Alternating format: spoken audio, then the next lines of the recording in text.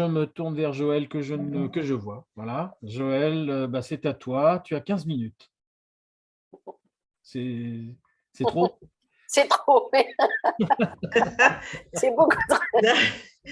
Non, non, c'est, C'est la on seule va avec faire. qui il faut que je précise, tu as 15 minutes. Eh, Tu n'as que 15 attends, minutes. il y en a qui m'ont précédé là, qui ont fait de beaux scores. Non, Ton moment est venu. non, mais non, non, je suis encore je suis sous le choc de tout ce qui est en train d'être partagé depuis le début de ces rencontres. Enfin, c'est limite bon courage à Paulin qui passe après moi, parce que en général, on retient, dans ce genre d'événement, comme dans toute chose, on retient la fin. Et si la fin n'est pas à la hauteur, Paulin, franchement, courage. Donc voilà, moi je suis Joël Épée, mon nom d'autrice c'est Elions. Je vais juste vous montrer en introduction, avant de partager le travail qui me permettra d'être plus organisé dans mon discours, des figurines que j'ai chez moi. Donc là, tout le monde reconnaît ce personnage, sauf, sauf qu'à d'habitude, il a pas un sucre d'orge. Je crois qu'on reconnaît aussi ce personnage des nombrils, dont là, c'était Dark Vador. Là, c'est un personnage des nombrils. On la voit comme elle est blanche. Ah là, je contraste bien. Et là, c'est un personnage de Dragon Ball, c'est Chichi quand elle était enfant. Pourquoi je montre ça? Il y a plein d'autres figurines chez moi, en fait. Mais pourquoi je montre ça? C'est pour vous dire que dans toutes vos présentations, même si ce n'était pas le sujet, le continent africain, et encore, c'est très bien la présentation qui a été faite comme elle a été faite, parce que je passe juste après Simona qui a commencé à parler du monde arabe et donc du Maghreb aussi, qui fait partie le Maghreb fait partie de l'Afrique pour ceux qui n'avaient pas l'info. Donc, le continent africain rentre très tardivement dans toute la cartographie qu'on aimerait avoir de la dynamique de la bande dessinée. Et ces figurines sont juste un échantillon de ce que nous, quand je dis nous, j'essaye vraiment là d'être représentative, et il y a des moments où je ne le serai pas, créateurs de bande dessinée, ce que nous consommons de tout. Nous consommons du comics, nous consommons du franco-belge, nous consommons du manga, et nous digérons tout cela pour produire des ouvrages qui vont parler de nos réalités, qui vont parler de nos territoires ou pas. Donc, sur cette introduction, je vais commencer à partager le premier écran. Que voilà. Et je l'agrandis comme ça. Donc, c'est mon dossier de présentation. Comme ça, on sait vite fait qui je suis, ce que je fais dans la vie, tout ça, tout ça. Donc, je suis une fille aînée d'une famille de 3 enfants, camerounaise de nationalité. Mon père voulait en premier-né un garçon, donc il a eu la première déception de sa vie concernant ses gamins et il a dû se démerder avec cette information. Donc, pourquoi je précise ça? C'est parce que être une femme camerounaise, donc africaine, qui souhaite faire de la bande dessinée, c'était pas très courant. Et au moment où je voulais faire de la BD, il y avait très peu de personnes qui faisaient de la bande dessinée et qui étaient d'Afrique subsaharienne.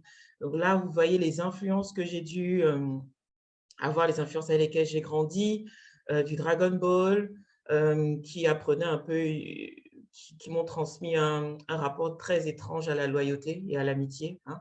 Des gens qui courent après une boule de cristal et qui, quand ils la trouvent, au lieu d'améliorer les conditions de vie du monde entier, ressuscitent un copain.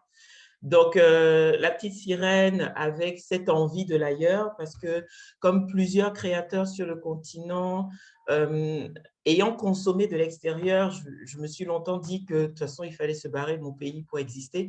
Donc, comme Ariel qui rêvait d'aller ailleurs dans le monde des humains, en espérant dans ce monde-là trouver une existence qui lui correspondrait mieux, ben, je souhaitais aussi quitter mon pays pendant très longtemps.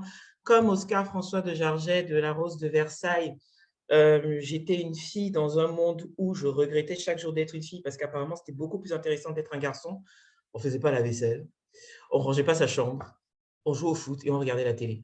Bon, elle ne faisait pas forcément ça, mais elle a dû totalement faire disparaître son identité pour embrasser l'identité qui correspondait aux aspirations de son père. Et elle a dû combattre avec cette contradiction-là pendant tout le manga qui traitait de la Révolution française, pour ceux qui connaissent un peu. Et donc, je m'identifiais beaucoup à Oscar, dans le sens où je me disais, je vais quand même trouver le moyen d'exister dans un monde qui ne m'attend pas en tant que femme. Lucky Luke, c'est tout simplement parce que Lucky Luke m'a donné le courage d'être schizophrène. Hein. C'est qu'un gars qui marche tout seul avec son cheval, qui parle à son cheval et son chien, le cheval lui répond. Je crois que parfois, il entend son cheval. Ça demande beaucoup de courage. Et c'est un héros en plus. Donc, I'm a poor lonesome cowboy, c'est une phrase que je répétais aussi beaucoup parce que je me sentais très seule dans le domaine que j'avais choisi. Et Spider-Man, c'est parce que pour moi, c'est le super-héros, le seul vrai super-héros, c'est-à-dire il n'a pas cherché à avoir des pouvoirs, il les a eus dans la douleur. Il doit payer ses factures, sauver des gens qui parfois ne sont pas reconnaissants, mais il le fait par altruisme, il a juste envie d'être utile à sa communauté. Et c'est un peu ce que mon parcours est devenu en cours de route, c'est-à-dire qu'à cause de l'adversité, de la complexité de ma situation géographique et tout le reste, j'ai dû développer plusieurs compétences, avoir plusieurs cordes à mon arc pour exister et pouvoir être productif pour la société par la suite. Donc, il y aura plein d'images. Hein. C'est aussi parfois pour vous occuper visuellement pendant que je parle. Mes premiers pas ont été faits chez Spirou en 2006 et la BD qui a vraiment permis à ce que je puisse être invitée ici maintenant ou que je puisse me tenir comme, pas forcément représentative, mais comme porte-parole parfois de ce qui se passe en Afrique subsaharienne, c'est mon projet phare, La vie d'Ébène Douta, qui raconte le quotidien d'une jeune fille noire légalement loin de son pays d'origine. C'est une BD qui parle de l'identité, c'est quoi être une Africaine, c'est quoi être une Africaine noire, est-ce que quand on est Africain, on a forcément des gros seins, des grosses lèvres et des grosses fesses? Si on n'a rien de tout ça, est-ce qu'on n'est plus Africain?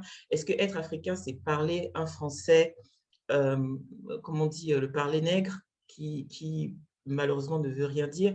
Mais est-ce que être africain comme moi, qui suis camerounaise, avec le français et l'anglais comme langue nationale, comment est-ce que je dois réagir quand on me dit « Oh, mais tu parles super bien français pour une camerounaise ». Est-ce que je dois frapper la personne ou juste l'éduquer? Donc voilà, ma BD parle vraiment du contact avec les autres. Mon personnage vit légalement en Belgique, donc j'ai viré tout le discours de l'immigration pour me concentrer sur le contact avec l'autre, le regard de l'autre. Comme on dit que le regard de l'autre nous chosifie, mais ça va dans les deux sens. Autant le noir a ses préjugés sur le blanc. Enfin, bref, on ne va pas parler de ça, sinon on risque de tomber dans la politique. Mais voilà, donc c'est vraiment une BD humoristique qui va et vient sur une jeune fille qui a de la poisse. Et c'est un projet que j'ai financé par crowdfunding parce qu'à l'époque, les éditeurs ne trouvaient pas intéressant un personnage qui a ses papiers, et qui vit à l'étranger, en plus en Belgique. Elle n'est pas coursée par les flics, elle ne veut pas épouser un blanc pour mourir en Europe. Pour eux, il n'y avait pas assez d'intrigue. Donc, j'ai fait du crowdfunding, j'ai réussi à financer ma BD à hauteur de 15 000 €, j'avais besoin de 12 500. J'ai sorti 3 000 exemplaires de mon tome 1.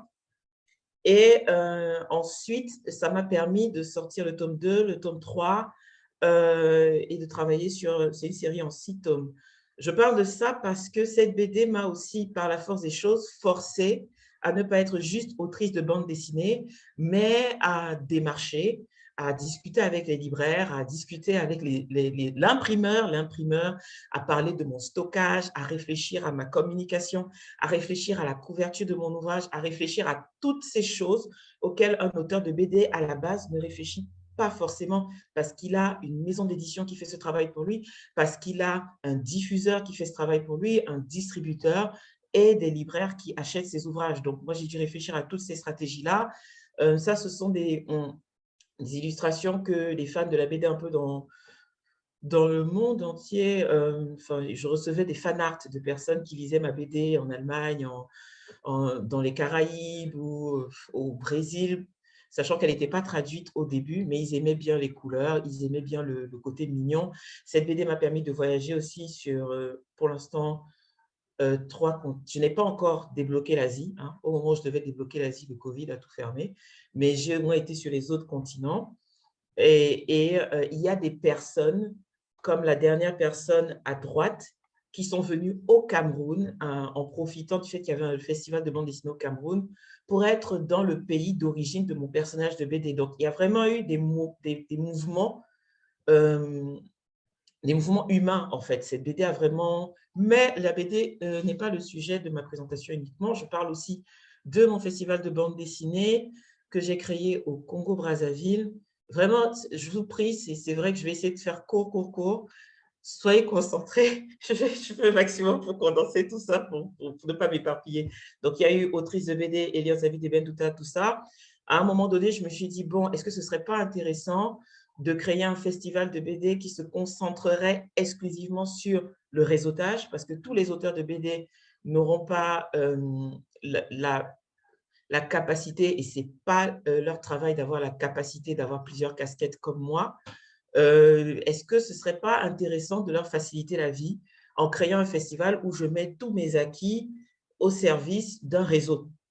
Donc là, vous voyez Pierre Longheretti, qui est l'ancien directeur de la Cité internationale de la bande dessinée L'Image d'Angoulême, Michel Prey, qui était l'ancien directeur des Instituts français du Congo, et moi, on a signé une convention de partenariat pour que ce festival puisse grandir, bien s'implanter en Afrique centrale et rayonner plus tard au-delà de l'Afrique centrale pour permettre aux créateurs de bandes dessinées, aux créateurs de jeux vidéo, concepteurs de jeux vidéo, réalisateurs de films d'animation, cosplayers, de se retrouver, de réseauter, travailler ensemble, initier des projets ensemble, pourquoi pas créer d'autres types de contenus qui permettraient à l'auteur de bande dessinée d'être crédible dans son territoire, de rayonner dans son territoire et d'envisager le voyage comme de l'enrichissement et non comme des destinations finales sur le pays dans lequel il irait.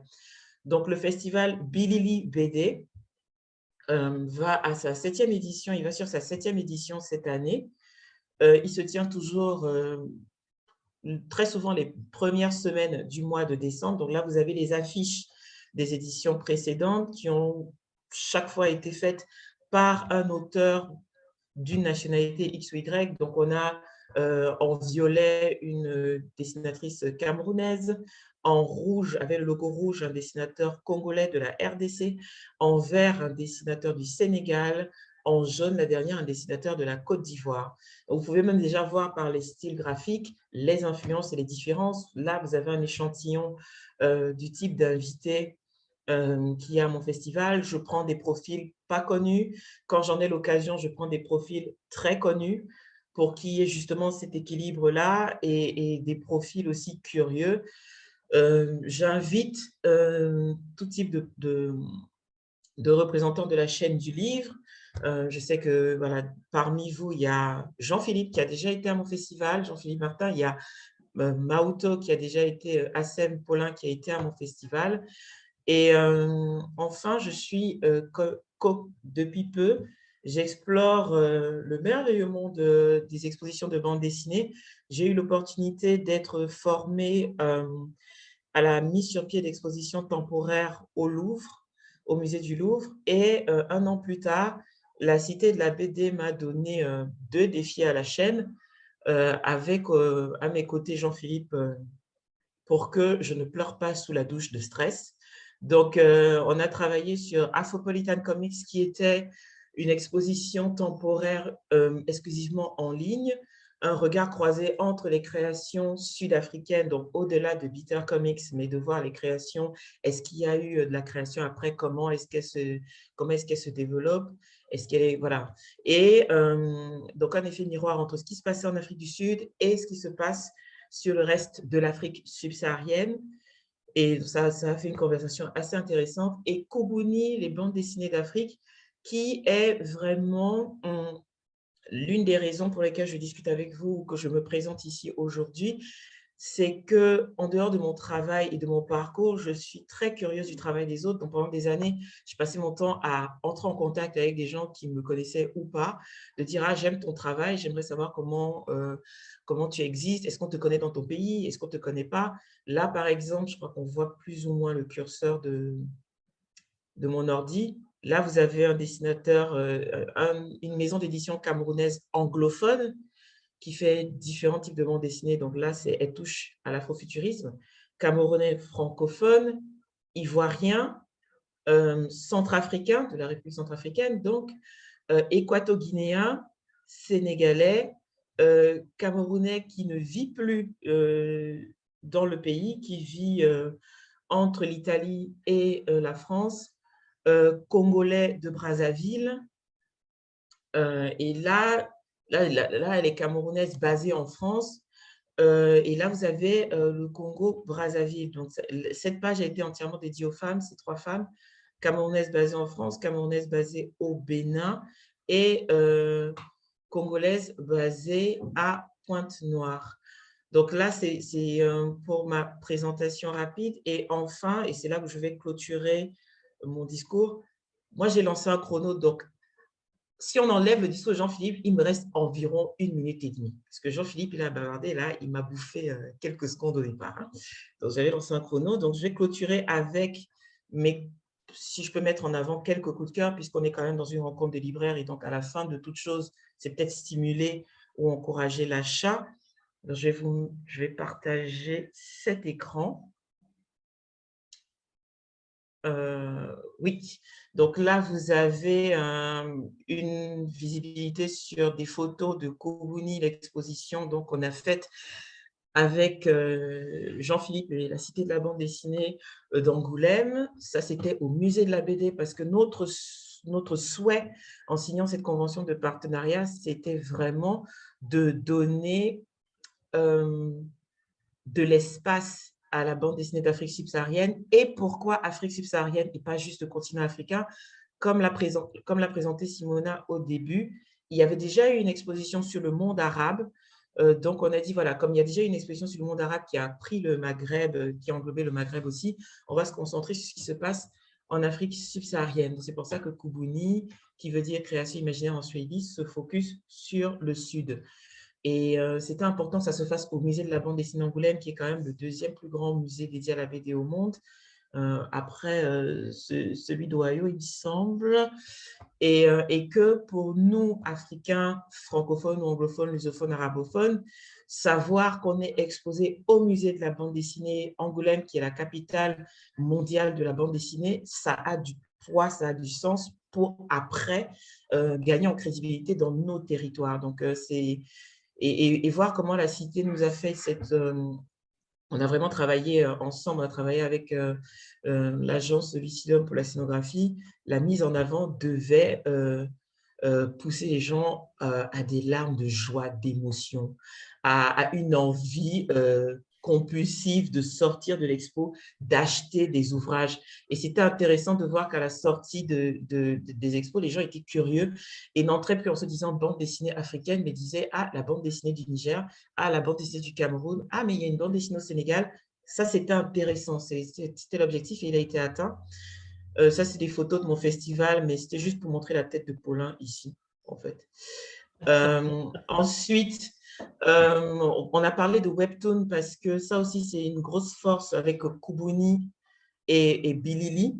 Donc, Koubouni actuellement est en train de faire son itinérance un peu partout parce que les droits d'exploitation, je vais le dire comme ça pour faire très court, les droits d'exploitation de l'expo ont été achetés par Institut français Paris qui rend l'exposition disponible pour tous les instituts français dans le monde gratuitement.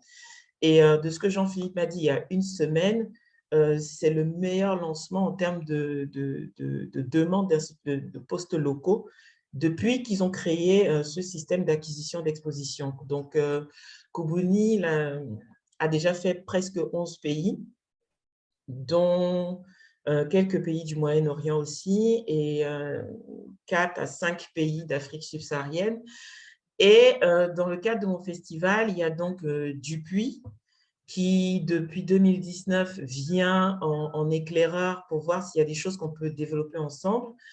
Et depuis l'année dernière, ils ont annoncé un travail qu'on faisait, c'était la création de la Webtoon Factory axée sur le continent, donc Moabi Factory, c'est le nom de cette branche-là, Moabi Factory, qui met en avant, qui a signé 15 auteurs.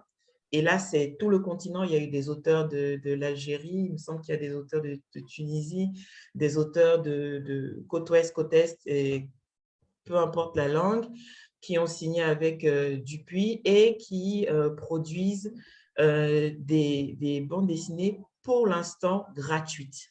Donc, vous pouvez un peu aller voir ce qui se passe. Ça vous permet de voir les styles. Ils essaient un peu de reproduire le modèle de Spirou dans le sens où on a une sorte de de collectifs, de plusieurs publications d'auteurs, et on commence à avoir des noms, des kiffs. Et après, l'idée, c'est que les gros kiffs sortiront en version papier. Dans les auteurs de Webtoon, donc là, le Webtoon coréen que beaucoup connaissent, on connaît un peu ce logo-là, il y a cet auteur qui s'appelle Senak Winchester, qui est ivoirien. Pourquoi je montre son travail? Parce que si je n'avais pas dit qu'il était ivoirien, vous n'auriez pas du tout vu la Côte d'Ivoire dans son travail. Ça montre aussi à quel point la consommation de manga, manhwa et manhwa, donc que ce soit chinois ou coréen, est forte sur le continent.